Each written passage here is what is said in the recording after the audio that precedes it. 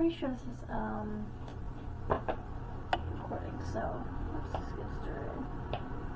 So, hi guys, welcome back to another episode of Faith Gets Answered.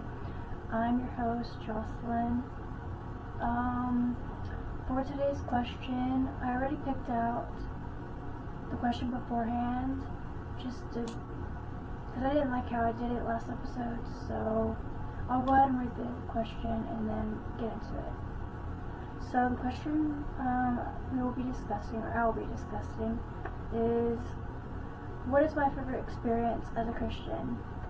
So the reason why I chose this one is because I thought it was more like lighthearted and not as deep as like the other question that I did last time, the first episode. And so this time, the reason why I decided to do it like this is because I wanted to take notes. So I did take notes for this. So that's why if you see me looking down at my phone, that's why. Anyway, let's see.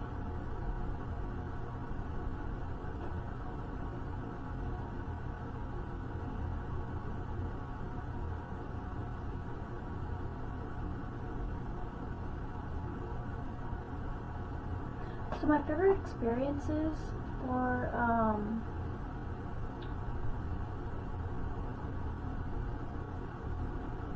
sorry, I lost my train of thought. What's the question?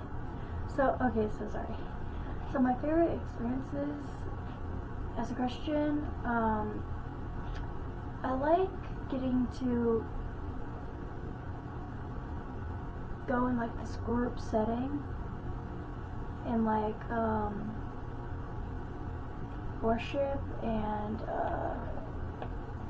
just be around all of those that I have come to really like having in my life, and just like being there and experiencing everything that God has to offer, and like just being present and not having to worry about anything when I walk through those doors. And it's just so refreshing to have just people there to help you whenever you need it. And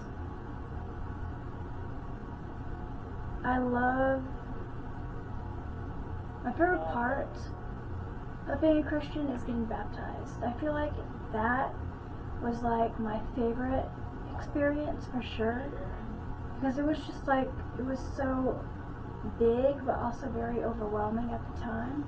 Like, I had no idea what I was doing. I was just like, okay, baptism, what a big word. I don't know. I don't know what it means. I'm not sure what I'm doing. Basically, I'm just told that, like, I'm gonna be made brand new once I hit the water. And, like, it's just basically cleansing you of, like, your past, your mistakes, and stuff like that. And sure, you're still gonna sin and stuff, and, like, it doesn't heal you completely of what you did, or, like, the stuff that you'll do in the future, but, like, once I got baptized, I had no more questions. I was just completely new, and I felt more joy. I have more joy now than I did before I got baptized. And I feel like a part of that has to be because of baptism.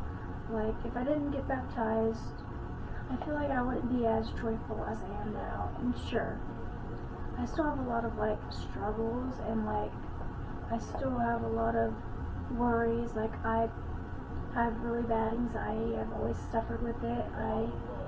Getting baptized does not mean that everything you have goes away, or everything that you struggle with goes away. Like, that's just not realistic. The realistic thing is, like, now that you got baptized, that you don't have to go through your struggles alone. Like, God is there. He was there before you even got baptized, but He's closer than ever now, because you took that step to say, hey, I said yes to having Him in my life, or in my heart, and I wanted to celebrate that with everybody else and to show him how much it means to me. So, of course, he's going to obviously help you before getting baptized, but he's going to help you a lot now that you got baptized. And I feel like that is just so overwhelming and so amazing, because like nobody else is going to help you as much as God will. Like, if you have struggles, nobody's going to actually hear you out. They're going to act like they will, but they won't. But God, He will hear you out every single time, anywhere, anytime, any day. Like, that's just how good God is. And yeah, that's one of my favorite experiences ever as a Christian, was just getting baptized and just seeing how I just sobbed, like I was crying at the end of my baptism. Like, I was so happy.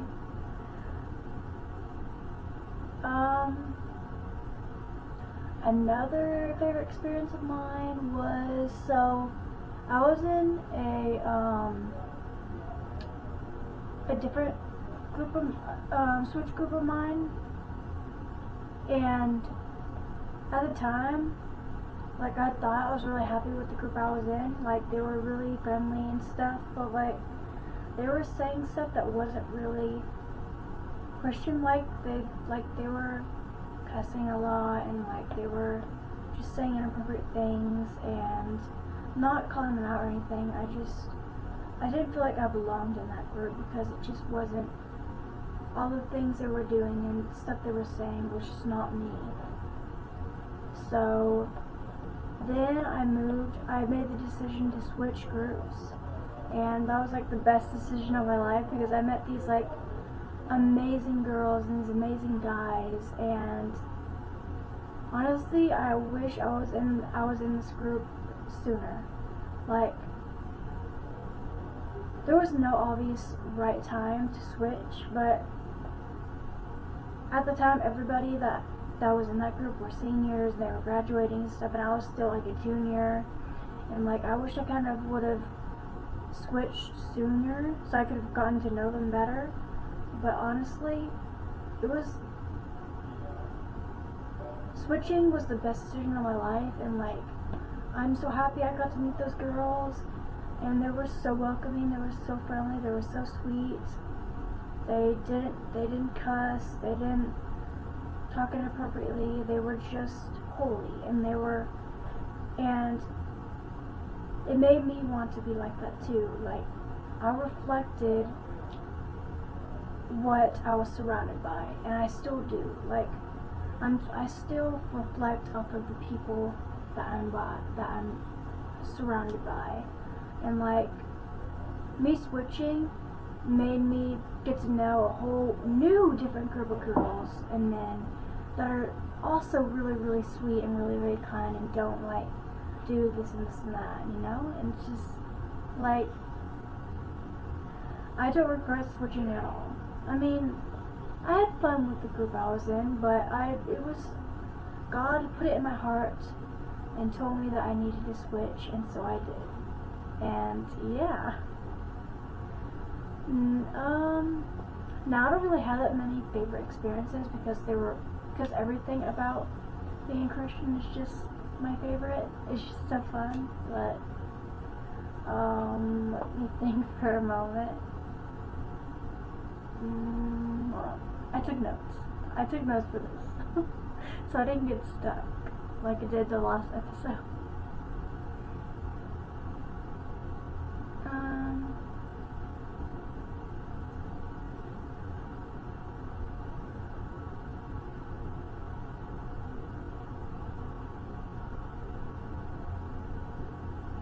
Yeah, I didn't take much notes. The only notes I took was like for the baptism and stuff, but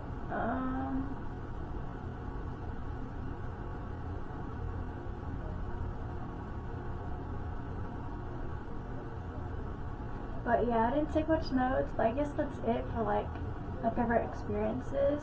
But like, so something that is coming up that is going to be so exciting for me, and I'm sure to be my new favorite experience, is so I decided at my church that I was going to be like a switch leader, which a switch leader is like, is a leader that like gets to like lead like a group of kids.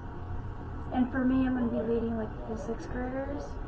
And before switch ended, before like summer, I got to like one of the leaders or pastors, whatever, gave me a proposition to like lead the group that I'm going to be leading, just to see if I liked it and like get the feel of it before I started. And I was so unsure. Like I wasn't feeling it at the moment, but then God put it in my heart just to do it, just to see what it was like, because he knew I was gonna like it. He can see my story before I even see it, so he knew I was gonna love it. And so I did. I led with my with a leader that I have been with for a few years, and just her being there and helping me made it really comfortable. I did end up really loving leading, and I cannot wait to start once it's August. I cannot wait. I'm so excited. I love the girls. I have been getting to know them. I haven't been talking much to the girls because I ran out of questions, honestly, and it's been heavy on my heart to talk to them. I just don't know what to talk to them about. Like I've talked about basically everything about basics, like their favorite food and stuff like that. I do want to be more in touch with them though once I do start leading with them and stuff. Because as a leader, I want to be open, and I want to be like honest with them and be like just a good leader. I want to be a leader like my leader is. Like I want to talk to them and make them feel seen and stuff, you know? Like a part of me is afraid that I'm not going to be a good leader, and that I'm going to be too shut off and like too quiet. Like another part of me is like, if you set your mind to it, you can do anything. So I'm just like, okay. So I'm just seeing like, just praying and just seeing what God does for me, because obviously He wouldn't have put me in this position if He knew that I was not going to do good. Like, He would have not put leading in my mind if He thought I was going to do terrible. So I just gotta believe that He knows what He's doing and that I am going to do great.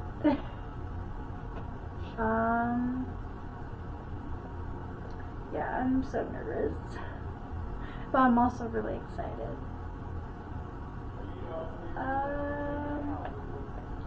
Oh, I thought for like this episode, just instead of like me talking the whole time, I thought like, why not at the end like read a part of the Bible and like pray, because I feel like that'd add more like,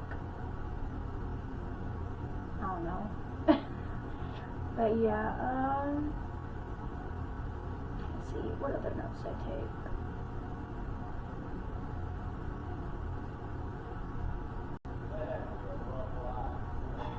Okay, so I have been learning how to drive, and I have been terrible for a while. I mean, I'm getting better at it, but like, it's still a work in progress. Like, apparently I'm nowhere near where I need to be able to get my license, and that has been stressing me so bad.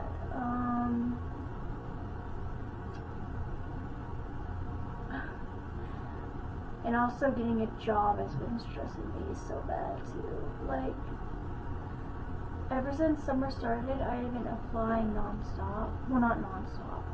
I've been taking breaks, but and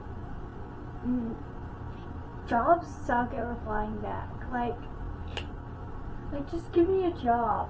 And like, jobs want people that have experience, but how am I supposed to get experience if you don't let me like work a job? Like, how does that make sense? Like, seriously. But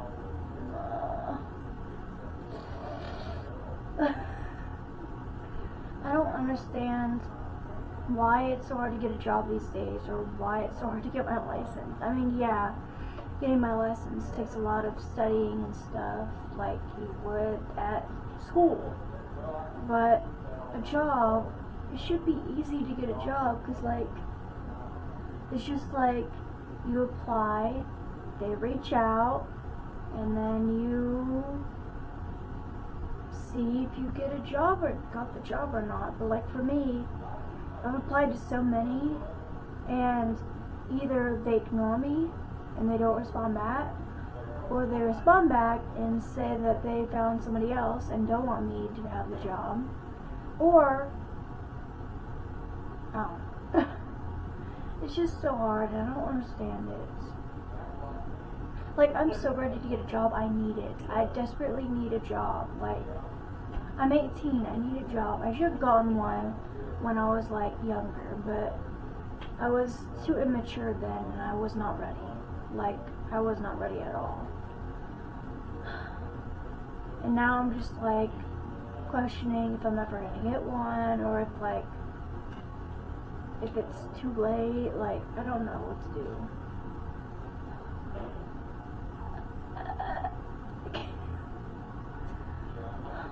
Like, I'm trying to be so hopeful here, and like, it's hard to stay hopeful. But anyway, moving on. So I got this new mini fridge, as you can see from like the corner over there, and I put like a whole bunch of stickers on it. I don't want to stop the recording, but yeah, I got a new fridge. Look, oh yeah, I got these like mini Jesuses. I got these mini Jesuses, and when I was at capacity, I was like hanging them out, and like, people at capacity, they gave these like little ducks with like little hats on them, and they're so cute. So like, this is pink, and it has a great hat on it. I love this one. This duck's my favorite. But then I also got like this orange duck too, and I love that they have cute little cowboy hats on. Yeah, basically, let me fix this real quick.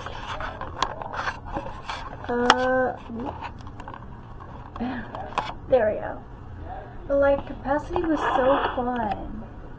Like, wow. Like, at capacity, all we did really was worship, and then message, and then we went out and talked as a group about it, and it was so fun because like, we got to meet a whole bunch of people from all across the US that go to like different life churches, and like, it was so fun, and I got to meet so many people and hear their like nut stories, but like where they go and stuff like that, and it's just so interesting. And and during the worship, like, it's so different from my church, because like, at my church, there's always like these group of people that don't worship, but like, everyone at capacity was worshiping with their hands in the air, or they were like clapping, or they were like on their knees, and it was just so beautiful to see. Like, I'm pretty sure I cried multiple times while I was there. It was just so beautiful. But like, seeing that made me want to bring capacity to my church. Like, oh my gosh, it was so fun. But one thing that I took away from capacity is like, when you're there, you definitely feel closer to God. Like, I felt so close to God. It was so weird, but also so amazing. And like, honestly, the worst part about capacity, which is hard to say because there's literally no part that's worse, but it's the beds. The beds at capacity are tough. Like, there's springs, which my bed is springs too, but like, when I woke up on the first night of sleeping there, my whole arm was hurting, like my whole body was aching. It was hurting so bad. And like, when I got back to my bed, I missed my bed, bro. I missed my bed so bad. But like, still, when I woke up and I was sleeping in my bed, my body hurt. So like, that bed definitely left a scar. Like, we had to like sleep in these like college dorms, and like every single time we had to leave or go into a room, we had to bring this key, and like, it sucked. I mean, it wasn't that bad, but it sucked because like, every single door that we went into, it locked behind you. And so if you have to like, and when I had to take a shower, I kept on having to go in and out, in and out, in and out, because I kept on leaving stuff, and like, I had to lock it and unlock it every single time, and it was so annoying, bro. It was so annoying, but it was such a good experience. I wish it was longer, but at the same time I don't, because I don't know if I can sleep in those beds again. And I don't know if I'd want to spend that much money for capacity again. I mean, it was fun. I would definitely love to go there again and do it all over again. But I don't know. Because it was only like 3 days, but it was so worth it. So worth it. Like, after hearing what capacity was going to be about from like some people that already went, made me already so much more excited. But like, just seeing it from my own eyes, oh, it was so fun. And I didn't even know about capacity before I even got invited to capacity. Like, I didn't even know what it was. I didn't know what it was about. I didn't know if it was the same as like what we did at our church, but it was basically the same thing. But it was just like with people that worship and don't just sit and talk or like play on their phones or whatever, like at my church. But yeah, it was. Did I already say it was so fun? Because like, it was so fun. Definitely an experience of a lifetime. And if I could describe capacity in one word, I feel like the one word would be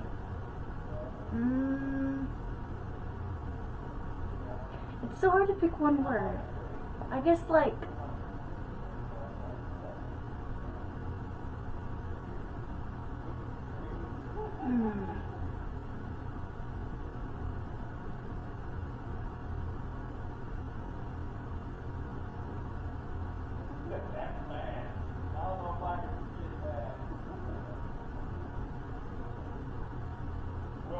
I guess for me, my one word would be like terrifying. Terrifying because like, while I was there, I was kind of panicking because like, I wanted to meet new people, but like, I'm very introverted and very shy when it comes to like doing that. So I was just like, it was a real challenge to get me to like walk up to people and like talk. But like, my roommate that I was roomies with kind of walked around with me and just kind of helped me get on my show a little bit and talk to people, because she was just as shy as I am, but it was really fun. Like, me and my roommate clicked, even though I didn't think that we would, because I click with people that are more like loud and more like outgoing, you know. But like me and her, she's very sweet. She's very kind. I liked hanging around with her, and I hope that we can continue our friendship, you know. But she's in the group that I'm in, so yeah. We were supposed to be doing like a game night tonight, but nobody could go, so we kind of like canceled last minute. And then I got all dressed, so I decided to make a video. But tomorrow, we are supposed to do a Bible study, but we might do a little game night then. And then on Tuesday, we're also doing another Bible study, so that'll be fun. And then nothing else for the rest of the week. But yeah, I am planning on Monday or Tuesday to go to Chick-fil-A, talk to them, because they told me that I could come back during the summer, but I never did because I wanted to check out other jobs. I didn't really want to do fast food, but at this point I am just desperate because nobody wants me or wants to hire me, so I'm just like, okay, I will try Chick-fil-A again, see how that goes. I'm gonna try a different location this time, see if I can get the job, but if not, I don't know what I'm gonna do, honestly. Ugh, I can't be jobless forever. I don't want to be jobless.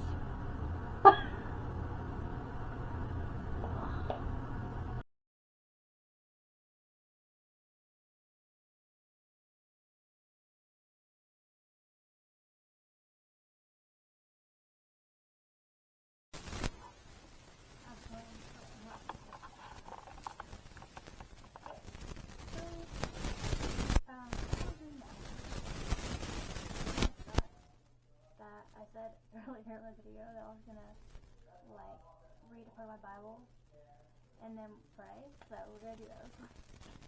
I like to read out, like, it completely slips my mind, so let's do that real quick. So I got my cute little Bible, Cutesy, has my name on it. But let's see, what part of the Bible do I want to read? I've been saying that I kind of wanted to reread Matthew because I didn't really understand it. But yeah, let's do Matthew. I'm gonna get my drink and then I'm gonna go get a highlighter and then I'll be back.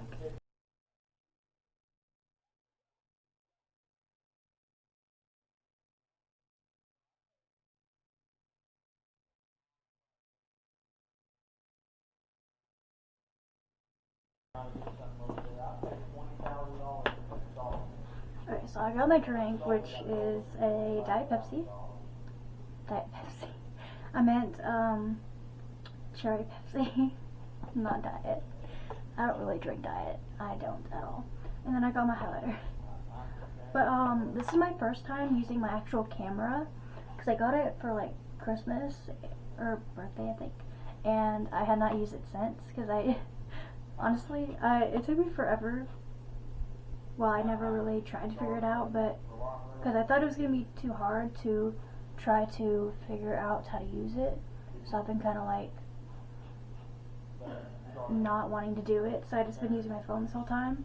But yeah, I'm finally using my camera, so apologies if like the audio is super sucky, because like I don't know how the audio is going to be. I have this mic, I don't know, this is like, yeah, I'm so used to using my mic because I connect to my phone, so I'm just like, I don't know if this is going to do good or not, but we'll see.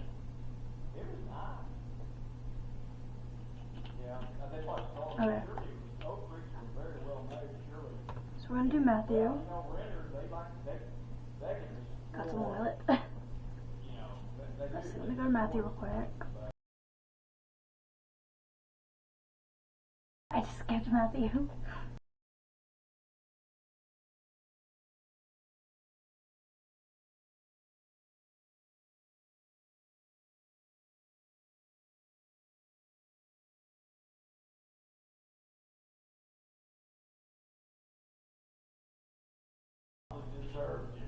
cool. This kind of, oh, this is cool. It shows like a map. Oh wait, oop, a map. That's cool. Okay, so this is kind of long, but I guess we'll read it and then talk about it a bit. Oh no, it's not that long. Okay. Oh yeah, it is. But yeah, we'll read it and then talk about it, I guess, if it makes sense to me. And then go through and highlight parts that I liked, and then we'll pray out. And then I'll put in the outro that I already put in. So yeah. Okay, let's begin. This is going to take forever. So, the genealogy of Jesus Christ. The book of the of Jesus Christ, son of David, son of Abraham. Abraham was the father of Isaac, and Isaac the father of Jacob, and Jacob the father of Judah, and his brothers, and Judah the father of Perez, and Zariah by Tamar, and Perez the father of Hezron, and Hezron the father of Ram, and Ram the father of, can't pronounce that name, and the father of, can't pronounce that name either, and Baba the father of Shalmon, and Shalmon the father of Boaz by Rahab, and Boaz the father, oh my god, where are these, I can't look all these names. Is this all just names of people?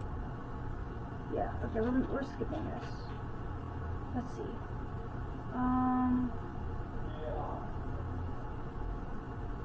Okay, let's just go here. So, husband and married, of whom Jesus was born, who is called Christ. So all the generations from Abraham to David were 14 generations, and from David to the deportation to Babylon, 14 generations, and from the deportation to Babylon to, the birth of Jesus Christ. Now the birth of Jesus Christ took place in this way.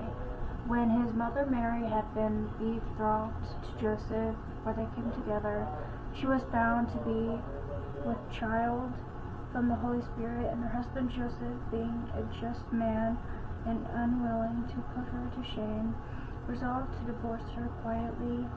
As he considered these things, behold, an angel of the Lord appeared to him in a dream, saying, Joseph, son of David, do not fear to take Mary as your wife, for that which is conceived in her is from the Holy Spirit. She will bear a son, and you shall call his name Jesus, and for he will save his people from their sins. All this took place to fulfill what the Lord has spoken by the prophet. Behold, the virgin shall receive and bear a son, and they shall call his name Emmanuel, which means God with us. When Joseph woke from his sleep, he took as the angel of the Lord commanded him, took his wife, but knew her not until she had given birth to a son, and he called his name Jesus. It took me a while to figure out where I was, but yeah, basically that just kind of tells the story of Jesus, and like kind of explains what happened.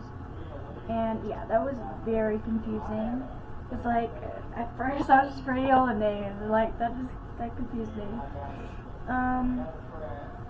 There's not really much to talk about, except like imagine if like, you were in a dream, you were sleeping, and then all of a sudden an angel came to you and tells you to like, stay with your wife and to name your son Jesus. Like, that's crazy. Like, I cannot imagine like an angel coming to me and telling me all that. Like, that's just mind-blowing.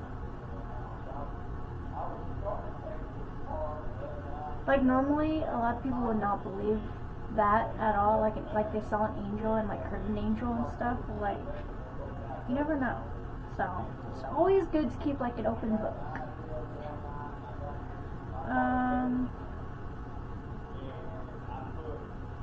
Yeah, I don't have any thoughts for that at all, but that is what we're going to be reading, because I don't want to read anymore, because that was just a lot itself, because like, I had no idea where I was, but yeah, let's just pray. Okay, so, dear Heavenly Dear Heavenly Father, I pray that you hear us and that you bless everyone that is watching this video right now, God. I know that you can. I pray that you heal whatever stress may be going on in other people's lives, and that you just go to them with open arms and to let them know that they are never alone and that they can come to you when you need them, when they need you, God. I know that I'm not the only one that needs you in this moment, God, and I want you to meet their needs. I want you to meet my needs. And most importantly, I want you to continue to be the God that everyone knows you to be, and to,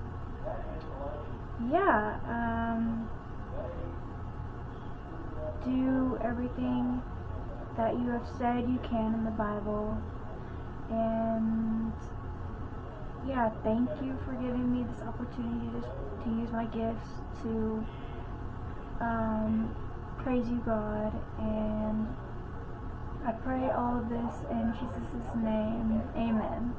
Alright, so now we are going to go to the intro. I guess this is going to be where this episode will end of Faith Gets Answered, and I hope you guys enjoyed, because I did. I've been holding off making any more episodes because honestly I've been kind of lazy ever since I got back from capacity. It was a lot. It was very draining, but I'm back. I hope to continue with podcasts. I really want to. I just gotta get myself to record. But if you guys have any if you guys have any questions about Christianity and stuff like that, and you want me to answer in a future video, comment them down below and I will go through them and answer them. But if not, then thank you for watching, and I hope I hope you guys have a nice day, night, wherever y'all are. And I will see you guys in the next video. And I will be posting videos outside of the podcast, because I do have videos that I have recorded that I haven't edited yet that will be posted. So bye guys.